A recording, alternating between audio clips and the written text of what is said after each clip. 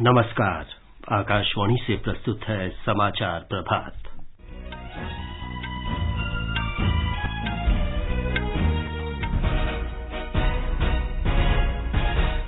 गृह मंत्री अमित शाह आज से हरियाणा के सूरजकुंड में शुरू हो रहे राज्यों के गृह मंत्रियों और केंद्र शासित प्रदेशों के उपराज्यपालों के 2 दिन के चिंतन शिविर की अध्यक्षता करेंगे। प्रधानमंत्री नरेंद्र मोदी कल सम्मेलन को संबोधित करेंगे। भारत ने कहा, अंतर्राष्ट्रीय शांति और सुरक्षा के लिए आतंकवाद गंभीर खतरा। हिमाचल प्रदेश विधानसभा चुनाव के नामांकन पत्रों की जांच आज।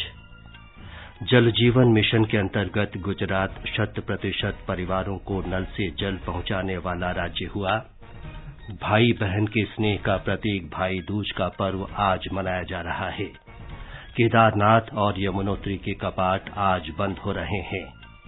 और सिडनी में T20 क्रिकेट विश्व कप में भारत और नीदरलैंड्स के बीच मुकाबला आज। समाचार प्रभात में देवेंद्र त्रिपाठी के साथ मैं विमलेंदु पांडे। राज्यों के गृह मंत्रियों का 2 दिन का चिंतन शिविर आज से हरियाणा के सूरजकुंड में शुरू हो रहा है। गृह मंत्री अमित शाह इसकी अध्यक्षता करेंगे। प्रधानमंत्री नरेंद्र मोदी कल इस शिविर को संबोधित करेंगे। राज्यों के गृह मंत्री और केंद्र शासित प्रदेशों के उपराज्यपाल तथा प्रशासक इस सम्मेलन में शामिल होंगे। राज्यों के गृह सचिव, पुलिस महानिदेशक और केंद्रीय सशस्त्र पुलिस बल भी चिंतन शिविर में हिस्सा लेंगे। हमारे संवाददाता ने बताया है कि सम्मेलन के 6 सत्रों में कई विषयों पर विचार विमर्श होगा। इस चिंतन शिविर का उद्देश्य इस वर्ष प्रधानमंत्री नरेंद्र मोदी के स्वतंत्रता दिवस भाषण में घोषित विजन 2047 और पंचप्राण के कार्यान्वयन के लिए एक कार्य योजना तैयार करना है। इसके अलावा सहकारी संघवाद की भावना के साथ केंद्र और राज्य स्तर पर विभिन्न हितधारकों के बीच योजना और समन्वयन में अधिक तालमेल लाना है। शिविर में पुलिस बलों के आधुनिकीकरण, साइबर अपराध प्रबंधन, आपराधिक न्याय प्रणाली में सूचना प्रौद्योगिकी के बढ़ते उपयोग, भूमि सीमा प्रबंधन, तटीय सुरक्षा, महिला सुरक्षा और मादक पदार्थों की तस्करी जैसे मुद्दों पर विचार विमर्श किया जाएगा। इन मुद्दों के अंतर्गत विभिन्न विषयों पर आयोजित सत्रों का उद्देश्य राज्य सरकारों की भागीदारी को प्रोत्साहित और सुनिश्चित करना है। रहीसुद्दीन रिहान, आकाशवाणी समाचार, दिल्ली। गृहमंत्री अमित शाह ने देश के युवाओं को मादक पदार्थों की लत से बचाने के लिए सख्त कार्रवाई करने पर जोर दिया है। गृहमंत्री कल गुजरात के गांधीनगर में राज्य के विभिन्न इलाकों से जब्त किए गए मादक पदार्थों को नष्ट किए जाने के अवसर पर एक कार्यक्रम को संबोधित कर रहे थे। श्री शाह ने कहा कि श्री नरेंद्र मोदी सरकार ने मादक पदार्थों के खिलाफ सख्त कार्रवाई की है।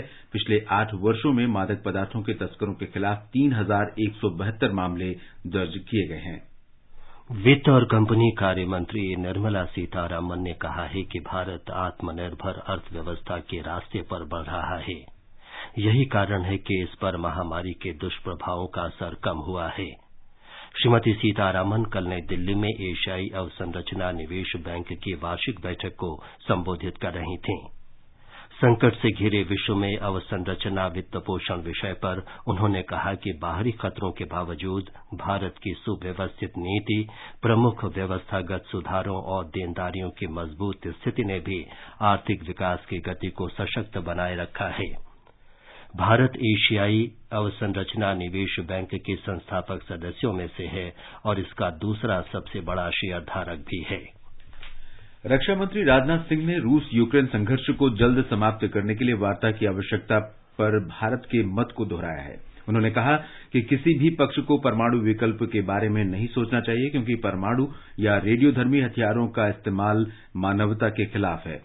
श्री सिंह ने कल रूस के रक्षा मंत्री सर्गेई शोइगु से टेलीफोन पर बातचीत की। उन्होंने द्विपक्षीय रक्षा सहयोग और यूक्रेन में बिगड़ती स्थिति पर विचार विमर्श किया। श्री शोइगु ने श्री राजनाथ सिंह को यूक्रेन में उभरती स्थिति और डर्टी बम पर चिंता व्यक्त की। डर्टी बम एक रेडियोधर्मी हथियार है जिसमें विकिरण सामग्री का इस्तेमाल विस्फोटकों के साथ किया जाता है। भारत ने कहा है कि संकीर्ण राजनीतिक हितों के लिए आतंकवाद के खिलाफ वैश्विक संघर्ष के साथ समझौता नहीं किया जा सकता। सीरिया के बारे में सुरक्षा परिषद की बैठक में संयुक्त राष्ट्र में भारत के राजनयिक आर रविंद्रन ने कहा कि अंतर्राष्ट्रीय समुदाय को आतंकवाद से कड़ाई से निपटने की नीति अपनाने को कहा गया है। हिमाचल प्रदेश में विधानसभा चुनाव के लिए उम्मीदवार 29 अक्टूबर तक पर्चे वापस ले सकते हैं। निर्वाचन आयोग ने 12 नवंबर को होने वाले मतदान के लिए तैयारियां शुरू कर दी हैं। हिमाचल के मुख्य चुनाव अधिकारी मनीष गर्ग ने आकाशवाणी को बताया कि आज नामांकन पत्रों की जांच की जाएगी। हिमाचल में 12 नवंबर को चुनाव होने हैं। उसके मद्देनजर 25 अक्टूबर तक नामांकन की अंतिम तिथि थी और अंतिम तिथि तक हमारे पास 551 अभ्यर्थियों ने 786 नामांकन पत्र दाखिल किए हैं, जिनकी आज जांच या स्क्रूटिनी होनी है। 29 तारीख विड्रॉल की अंतिम तिथि है, तो विड्रॉल के बाद ही list of contesting candidate final होगा। इस बीच राज्य में चुनाव प्रचार में तेजी आ रही है। भारतीय जनता पार्टी के वरिष्ठ नेता और केंद्रीय मंत्री अनुराग सिंह ठाकुर ने कल ऊना जिले के कुटलाहार विधानसभा निर्वाचन क्षेत्र में चुनाव प्रचार किया। जनसभा को संबोधित करते हुए उन्होंने कहा कि भाजपा की डबल इंजन की सरकार के प्रयासों के कारण राज्य का चहुमुखी विकास हो पाया है। हिमाचल प्रदेश कांग्रेस के अध्यक्ष और सांसद प्रतिभा सिंह ने भी किन्नौर जिले में सांगला और कुल्लू जिले में अनी सीट पर चुनावी सभाओं को संबोधित किया। गुजरात में विधानसभा चुनाव के लिए भारतीय जनता पार्टी आज से उम्मीदवारों की चयन प्रक्रिया शुरू करेगी। पार्टी सूत्रों के अनुसार 1 नवंबर को प्रत्येक विधानसभा क्षेत्र में पार्टी के लगभग 20,000 कार्यकर्ता एकत्रित होंगे और उम्मीदवारों के बारे में अपने विचार प्रकट करेंगे। प्रधानमंत्री नरेंद्र मोदी उन्हें वर्चुअल माध्यम से संबोधित करेंगे। केंद्रीय मंत्री धर्मेंद्र प्रधान के नेतृत्व में भारतीय जनता पार्टी के एक प्रतिनिधिमंडल ने कल निर्वाचन आयोग से ओडिशा तथा तेलंगाना सरकार द्वारा चुनाव संहिता के उल्लंघन की शिकायत दर्ज कराई। प्रतिनिधिमंडल ने बीजू जनता दल और तेलंगाना सरकार के खिलाफ अलग अलग ज्ञापन सौंपे। श्री धर्मेंद्र प्रधान ने बताया कि पार्टी के स्थानीय और राज्य स्तर के उठाए गए मुद्दों पर राज्य सरकार द्वारा कार्रवाई न करने पर पार्टी के नेताओं ने राजधानी में निर्वाचन आयोग के अधिकारियों से मिलने का फैसला किया। ओडिशा की धामनगर विधानसभा सीट और तेलंगाना की मनुगोड विधानसभा सीट पर 3 नवंबर को उपचुनाव होने वाले हैं। भारतीय जनता पार्टी ने करेंसी नोट पर भगवान श्री गणेश और देवी लक्ष्मी की फोटो छापने की मांग पर दिल्ली के मुख्यमंत्री अरविंद केजरीवाल की तीखी आलोचना की है। भाजपा प्रवक्ता संबित पात्रा ने कहा है कि केजरीवाल की पलटने की नीति और आडंबर अब सबके सामने आ गया है। उन्होंने कहा कि केजरीवाल अयोध्या में राम मंदिर बनाए जाने के खिलाफ थे और वहां अस्पताल बनाने की बात करते थे। अरविंद केजरीवाल जी की राजनीति को देखा जाए तो किस प्रकार से यू टर्न किया जाता है कि हमारे सामने पूर्णतः उतर के आ रहा है। दिवाली लक्ष्मी जी और गणेश जी का पर्व है और दिवाली मनाने पर जेल में डालने की धमकी देने वाला व्यक्ति किस प्रकार का यू टर्न ले रहे हैं, किस प्रकार का ढोंग कर रहे हैं, यह भी हम देख रहे हैं। ये अरविंद केजरीवाल जी वही व्यक्ति हैं जिन्होंने विगत वर्षों में कहा था कि जहां भव्य राम मंदिर बन रहा है वहां तो अस्पताल बनना चाहिए। ये समाचार आकाशवाणी से प्रसारित किए जा रहे हैं। चेक जाना पड़ेगा। अरे गेम छोड़ के 1 महीना हो गया कंप्लेंट किए हुए, बैंक रिफंड ही नहीं कर रहा है। कंप्लेंट करनी है। अरे बैठिए बैठिए यहीं से कर लीजिए आरबीआई के ऑम्बुड्समैन को। कैसे? आरबीआई अधिकृत बैंक, एनबीएफसी या डिजिटल लेन देन के जितने भी प्लेटफॉर्म्स हैं उनकी शिकायत आप कर सकते हैं घर बैठे बैठे आरबीआई के सीएमएस पोर्टल पर। ये हो गया चेकमेट। कंप्लेंट करेंगे क्या? आरबीआई कहता है जानकार बनिए, सतर्क रहिए। आपकी और राष्ट्र की तरक्की एक ही सिक्के के 2 पहलू हैं। देश को जोड़ने वाली सड़कें, वाटरवेज, विश्व स्तरीय स्कूल और अस्पताल, टेक्नोलॉजी से कामकाज आसान, जन कल्याण की योजनाएं, नए रोजगार, इस बहुआयामी प्रगति को गति देने में आपके टीडीएस की महत्वपूर्ण भूमिका है। 30 सितंबर 2022 को समाप्त तिमाही के लिए टीडीएस ई फाइल करने की अंतिम तिथि 31 अक्टूबर है। अंतिम तिथि के बाद टीडीएस फाइल करने पर प्रतिदिन 200 का शुल्क और 1 लाख रुपए तक का जुर्माना देना होगा। पैन तथा टैन का सही ब्यौरा देना न भूलें। यदि टीडीएस या टीसीएस योग्य कोई लेन देन नहीं है तो ट्रेसेस पोर्टल पर सूचित करना अनिवार्य है। अधिक जानकारी के लिए www.incometax.gov.in पर जाएं। प्रत्येक आयकर दाता एक राष्ट्र निर्माता। समाचार प्रभात में आपका फिर स्वागत है। आगे बढ़ने से पहले एक नजर मुख्य समाचारों पर। गृहमंत्री अमित शाह आज से हरियाणा के सूरजकुंड में शुरू हो रहे राज्यों के गृहमंत्रियों और केंद्र शासित प्रदेशों के उपराज्यपालों के 2 दिन के चिंतन शिविर की अध्यक्षता करेंगे। प्रधानमंत्री नरेंद्र मोदी सम्मेलन को कल संबोधित करेंगे। भारत ने कहा, अंतर्राष्ट्रीय शांति और सुरक्षा के लिए आतंकवाद गंभीर खतरा। हिमाचल प्रदेश विधानसभा चुनावों के नामांकन पत्रों की जांच आज होगी। जल जीवन मिशन के अंतर्गत गुजरात 100% परिवारों को नल से जल पहुंचाने वाला राज्य बना। भाई बहन के स्नेह का प्रतीक भाई दूज का पर्व आज मनाया जा रहा है। केदारनाथ और यमुनोत्री के कपाट आज बंद हो रहे हैं। और सिडनी में T20 क्रिकेट विश्व कप में भारत और नीदरलैंड के बीच मुकाबला आज खेला जाएगा।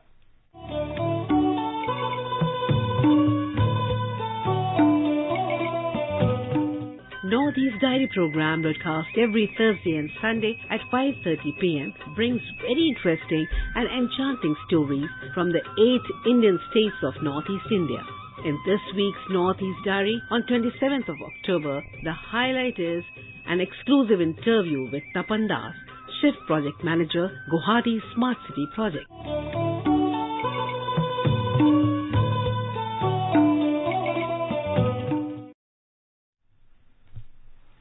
भारत ने कहा है कि आतंकवाद अंतर्राष्ट्रीय शांति और सुरक्षा के लिए सबसे बड़ा खतरा है। समिति में भारत के स्थायी प्रतिनिधि रुचिरा कंबोज ने कल दिल्ली और मुंबई में शुरू हो रहे संयुक्त राष्ट्र सुरक्षा परिषद के आतंकवाद रोधी समिति के 2 दिन के विशेष बैठक से पहले ये बात कही। बैठक का विषय है आतंकवादी गतिविधियों से निपटने के लिए नई और उभरती प्रौद्योगिकियों का इस्तेमाल। सुश्री कंबोज ने कल नई दिल्ली में मीडिया को बताया कि पिछले 2 दशकों में सदस्य देशों में आतंकवाद का सामना करने के लिए ठोस कार्रवाई की है। उन्होंने कहा कि आतंकवादी गतिविधियों के लिए नई और उभरती प्रौद्योगिकियों के इस्तेमाल का सामना करने में ये बैठक महत्वपूर्ण होगी। ब्रिटेन के विदेश मंत्री जेम्स क्लेवर्ली सहित कई देशों के विदेश मंत्री बैठक में शामिल होंगे। अफ्रीका के संबंध में डकार मंच नीतिगत विचार विमर्श का एक प्रमुख कार्यक्रम बन गया है। विदेश राज्य मंत्री वी मुरलीधरन अफ्रीका में 8वें डकार अंतर्राष्ट्रीय शांति और सुरक्षा सम्मेलन में शामिल हुए। भारत ने पहली बार डकार मंच में मंत्री स्तर पर भाग लिया है। श्री मुरलीधरन के इसमें शामिल होने से ये साबित होता है कि भारत अफ्रीका में शांति, सुरक्षा और विकास को कितना महत्व देता है। ये अफ्रीका के साथ अपने कार्यक्रमों को आगे बढ़ाने और संबंधों को मजबूत करने की भारत की नीति के अनुरूप है। श्री मुरलीधरन ने वैश्विक संकट और अफ्रीका में संप्रभुता विषय पर मंच को संबोधित किया। उन्होंने विकास का ऐसा आदर्श प्रस्तुत करने का आह्वान किया जो अफ्रीका के नेतृत्व में जनता की प्रगति और विकास के लिए अफ्रीका केंद्रित हो।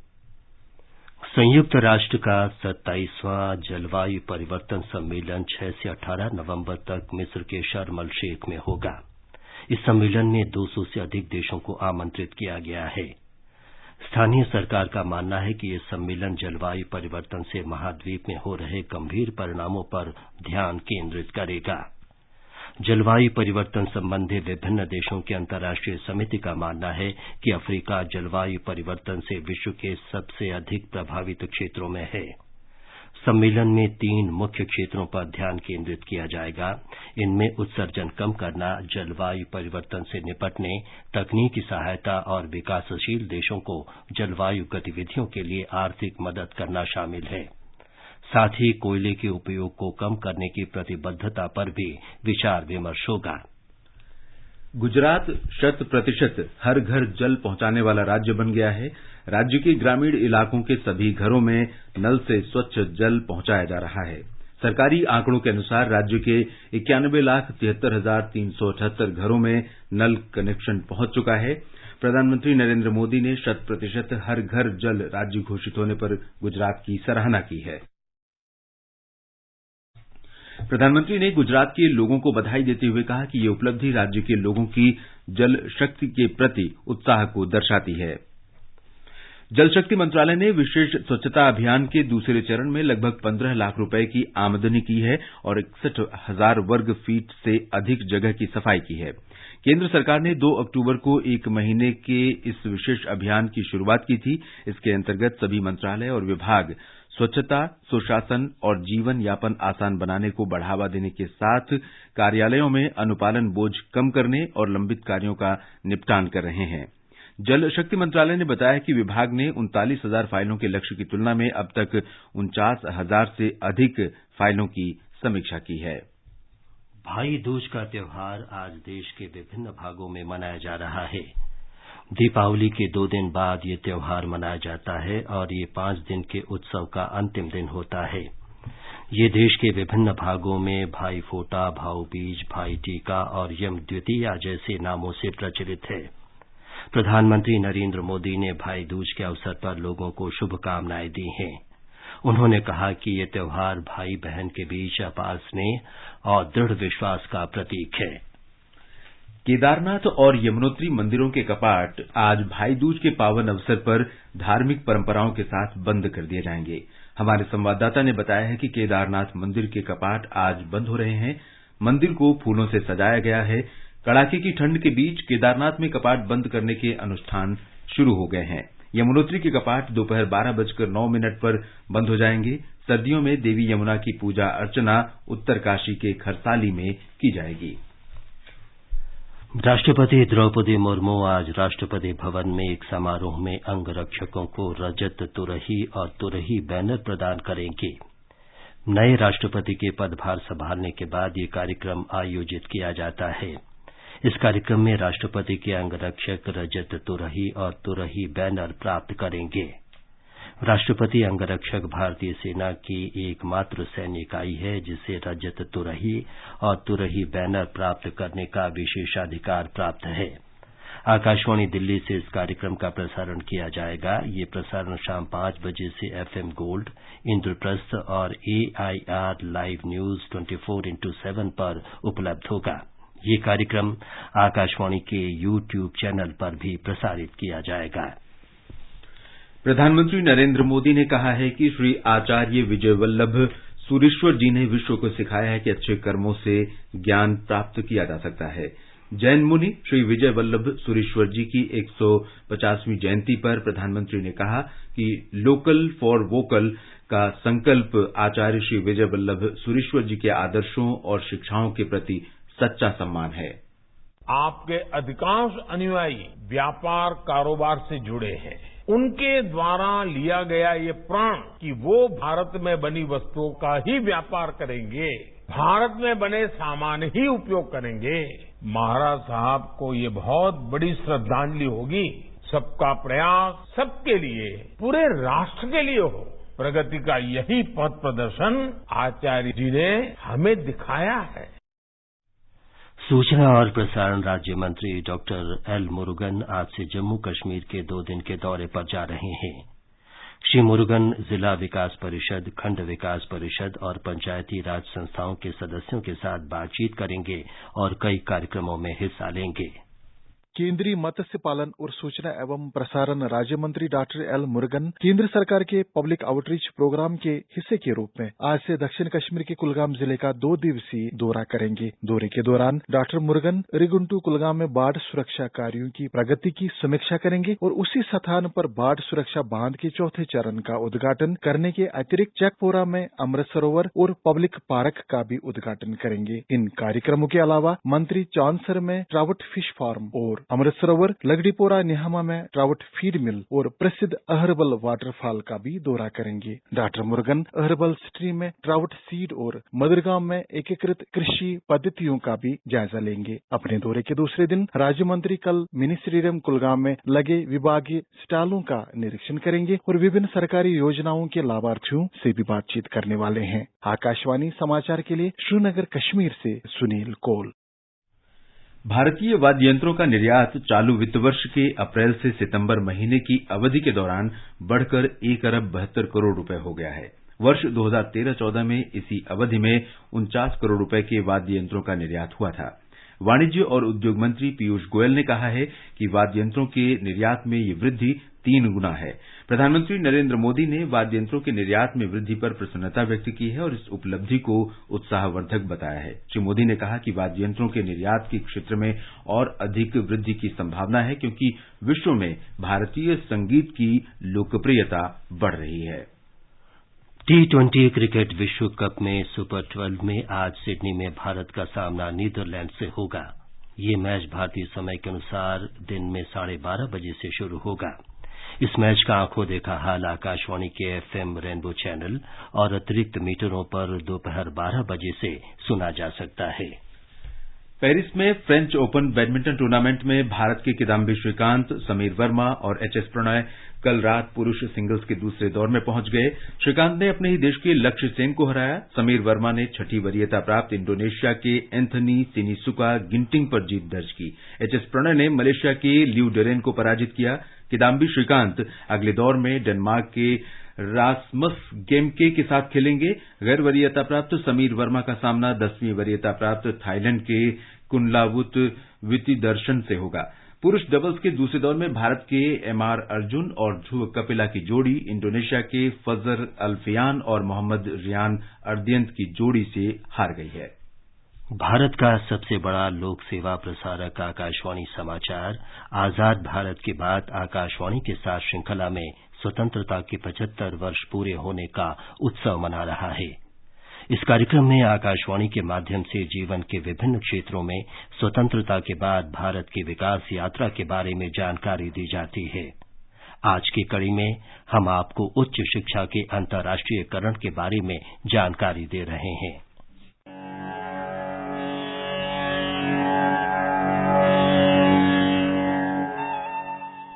ज्ञान किसी भी सभ्यता का मूल स्तंभ रहा है। भारतीय सभ्यता हमेशा से ज्ञान आधारित और ज्ञान से प्रेरित रही है। इसी को आगे बढ़ाते हुए भारत में राष्ट्रीय शिक्षा नीति 2020 लागू की जा रही है। इसका उद्देश्य देश को विश्व स्तर पर अध्ययन के बड़े केंद्र के रूप में विकसित करना है। प्रधानमंत्री मोदी का कहना है कि भारत शिक्षा का वैश्विक केंद्र बनने की ओर अग्रसर है। अब बहुत ज्यादा जोर दिया जा रहा है क्वालिटी ऑफ एजुकेशन पर।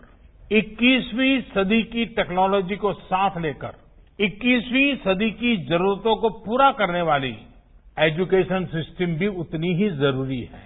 प्रधानमंत्री ई विद्या कार्यक्रम हो या फिर अटल इनोवेशन मिशन, देश में साइंटिफिक टेम्परामेंट बढ़ाने के लिए अनेक क्षेत्रों में स्कॉलरशिप का विस्तार हो या स्पोर्ट्स की दुनिया से जुड़े टैलेंट को मॉडर्न फैसिलिटीज और आर्थिक मदद, रिसर्च को बढ़ावा देने वाली योजनाएं हो या फिर भारत में world class 20 institutes of eminence के निर्माण का मिशन, ऑनलाइन एजुकेशन के लिए नए संसाधनों का निर्माण हो या फिर स्मार्ट इंडिया हैकाथॉन जैसे अभियान, प्रयास यही है कि भारत की एजुकेशन और आधुनिक बने, मॉडर्न बने, यहाँ के टैलेंट को भरपूर अवसर मिले। शिक्षा मंत्री धर्मेंद्र प्रधान ने भारतीय और वैश्विक संस्थानों के बीच तालमेल बनाकर ज्ञान का एक नया नेटवर्क बनाने का आह्वान किया है। श्री प्रधान ने एक ऐसा नया ज्ञान नेटवर्क बनाने की आवश्यकता पर जोर दिया जिसमें अंतर्राष्ट्रीय संस्थान भारत में अपने परिसर खोलें और भारतीय संस्थान भी वैश्विक स्तर पर अपनी उपस्थिति दर्ज करें। देश में NEP लागू होने के बाद दुनिया भर की जो गुणात्मक यूनिवर्सिटीज है उनकी नजर भारत के प्रति बढ़ी है। भारत की विद्यार्थियों को, नौजवानों को इनकी एम्प्लॉयबिलिटी कैसे बढ़े, विश्व स्तर की कौन कौन सी स्किल्स इमर्ज कर रहा है, उसमें से कैसे शिक्षा व्यवस्था बनाया जाए, ये सारा विषय की चर्चा होगी। राष्ट्रीय शिक्षा नीति की सिफारिशों के अनुरूप उच्च शिक्षा के अंतर्राष्ट्रीयकरण को सशक्त बनाने के लिए कई उपाय शुरू किए गए हैं। इन उपायों में उच्च गुणवत्ता वाले विदेशी उच्च शिक्षण संस्थानों, उच्च शिक्षण संस्थानों के साथ अनुसंधान, शिक्षण सहयोग और संकाय छात्र आदान प्रदान की सुविधा और इन क्षेत्रों में दूसरे देशों के साथ प्रासंगिक और पारस्परिक रूप से लाभकारी समझौता ज्ञापनों पर हस्ताक्षर करना शामिल है। बेहतरीन प्रदर्शन करने वाले भारतीय विश्वविद्यालयों को अन्य देशों में परिसर स्थापित करने के लिए प्रोत्साहित किया जाएगा और दुनिया के शीर्ष 100 विश्वविद्यालयों में से चयनित विश्वविद्यालयों को भारत में अपनी शैक्षणिक गतिविधियां चलाने की सुविधा दी जाएगी। विदेश से आने वाले छात्रों की सहायता के लिए प्रत्येक उच्च शिक्षण संस्थान में अंतर्राष्ट्रीय छात्र कार्यालय की स्थापना पर बल दिया गया है। इन केंद्रों में विदेशी विश्वविद्यालयों में अर्जित क्रेडिट की गिनती, विभिन्न विषयों में पाठ्यक्रम और कार्यक्रम जोड़ना, जैसे कि इंडोलॉजी यानी भारतीय इतिहास, साहित्य, दर्शन शास्त्र और संस्कृति का अध्ययन, भारतीय भाषाएं, आयुष चिकित्सा पद्धति, योग और कला आदि को शामिल किए जाने से संबंधित कार्य किए जाएंगे। एक प्रकार से भारतीय ज्ञान नेटवर्क मानवता के लिए लाभकारी होगा।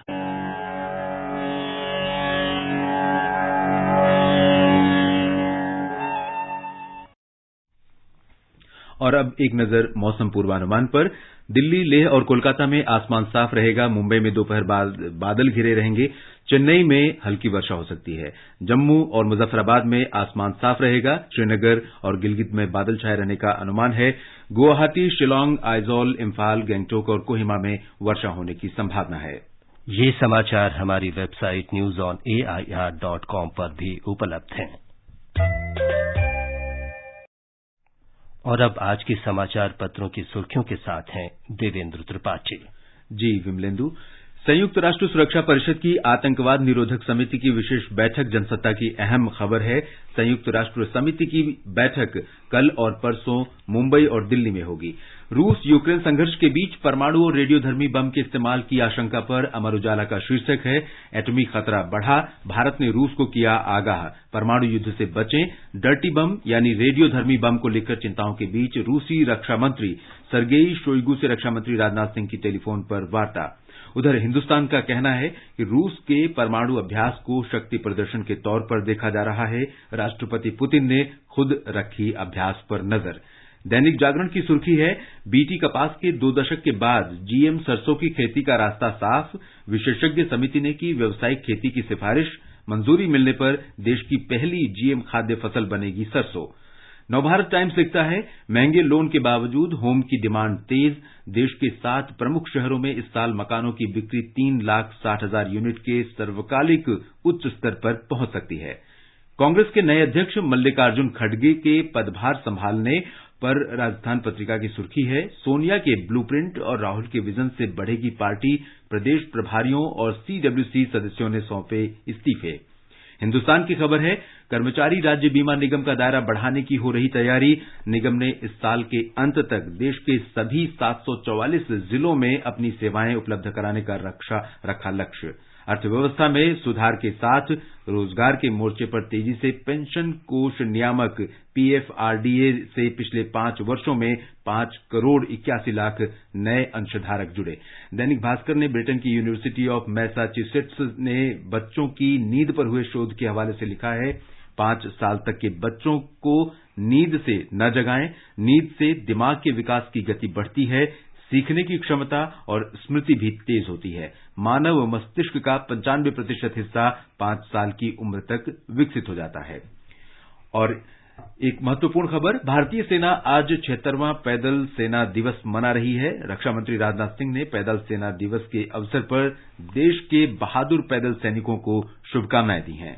अंत में मुख्य समाचार एक बार फिर। गृह मंत्री अमित शाह आज से हरियाणा के सूरजकुंड में शुरू हो रहे राज्यों के गृह मंत्रियों और केंद्र शासित प्रदेशों के उपराज्यपालों के 2 दिन के चिंतन शिविर की अध्यक्षता करेंगे। प्रधानमंत्री नरेंद्र मोदी कल सम्मेलन को संबोधित करेंगे। भारत ने कहा, अंतर्राष्ट्रीय शांति और सुरक्षा के लिए आतंकवाद गंभीर खतरा। हिमाचल प्रदेश विधानसभा चुनावों के नामांकन पत्रों की जांच आज। जल जीवन मिशन के अंतर्गत गुजरात 100% परिवारों को नल से जल पहुंचाने वाला राज्य हुआ। भाई बहन के स्नेह का प्रतीक भाई दूज का पर्व आज मनाया जा रहा है।